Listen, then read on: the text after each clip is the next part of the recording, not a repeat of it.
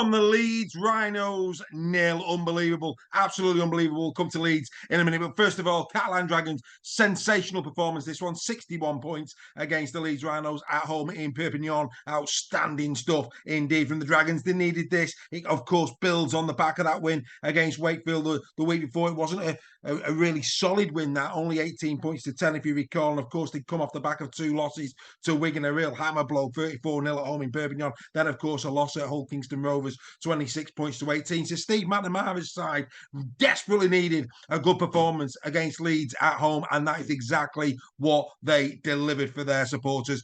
Adam Kieran, what a signing this man has been for the Catalan Dragons, and what a signing he is going to be for the Wigan Warriors. One of the areas that Wigan have maybe suffered this season has been the boot of Harry Smith. One thing is for certain, Kieran is going to be bringing a quality record with him, with his trusted right peg to the DW Stadium next season. 3 brilliant hat-trick tries from Adam Kieran in this one, 13 carries for 123 metres, and of course 9 kicks from 10 attempts. Outstanding play from Adam Kieran, without question, the man of the match on the day. Tom Johnstone, of course, now level with Abasmiski, 27 tries this season. It's a shootout between him, maybe a Miski. Charlie, not as a potent of late. Miski's come from nowhere. Johnston will be wanting a big game against the Salford Red Devils this week on, of course, Super Friday. It's going to be outstanding, isn't it, to see all the games played at the same time. Let's hope that Sky do that coverage proud. Ben Garcia led his team around the field really well once again.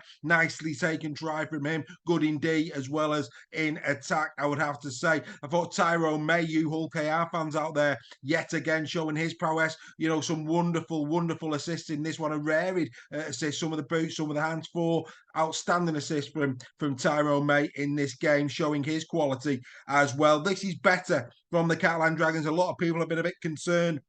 Have they been running out of steam in this latter end of the campaign where they come roaring back here, albeit against the poor Leeds Rhinos side, but that will do their confidence a world of good. And if they can back it up with a win against the Salford Red Devils, that'd be 3 wins on the bounce going into playoff rugby league. They will be delighted with that. So congratulations must go to the Catalan Dragons. They will, of course, be wanting to keep a hold of that most vital second position. Of course, this win doing them no harm whatsoever. Now, they've really pulled away from St Helens in terms of the 4, and again, St Helens this weekend, of course, they go up against Hull FC. We've seen what Huddersfield did to them this season. So I think there's no doubt that Catalan have a sterner test against Salford. However, I think that those points now pretty much secure Catalan second, providing they get past the Salford Red Devils by whatever margin. I just do not see Saints being able to overhaul the points difference now. 229 for and against the Saints, plays 291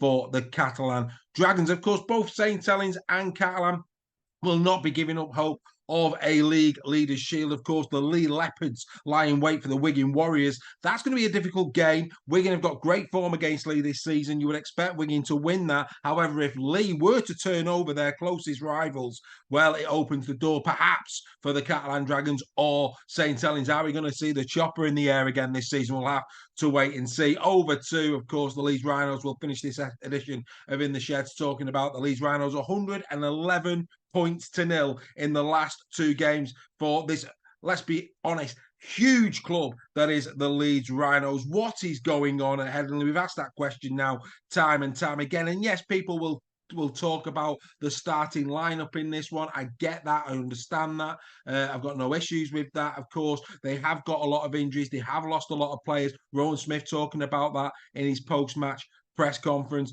But again, this was a pretty shoddy affair by any stretch. We see, you know, part-time teams go up against Super League clubs in the Challenge Cup. And, you know, sometimes you see blowouts like this. But for 2 Super League sides for 61 points to 0 off the back of a 50 point to 0. And okay, they played first and second respectively. I get that. Tough assignments this for the Leeds Rhinos, but massive, massive question marks over them going into next season. They just need so many players, don't they?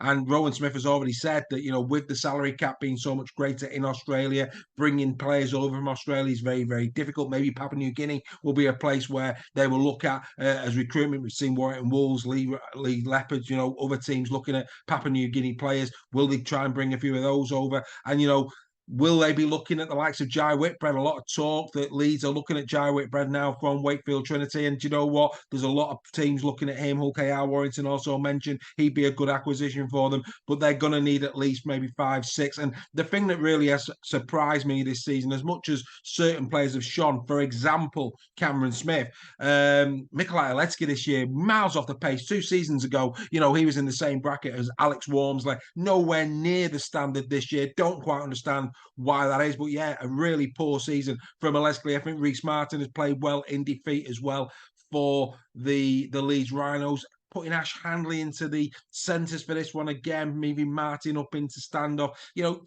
I appreciate Leeds have had to do it really tough. I get that, but this is the Leeds Rhinos. Massive problems there at Headingley.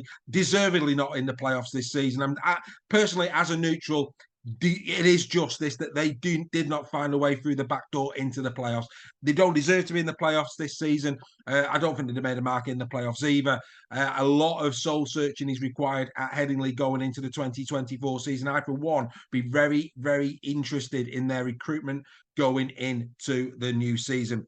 Catalan, you can only beat what's in front of you. This was a stroll for you, 61 points to 0. We were at the game, and of course, at the end of the game, some Leeds fans enjoying the French hospitality. They looked in good spirits. Others absolutely flogging the team at full time. Were you there? What was the mood truly like after that full-time whistle in Perpignan? What are your thoughts, Leeds Rhinos fans? And for the rest of you, can Catalan go and get to another grand final? Don't forget to like, subscribe, share. That's been In the Sheds. Catalan Dragons 61, the Leeds Rhinos 0.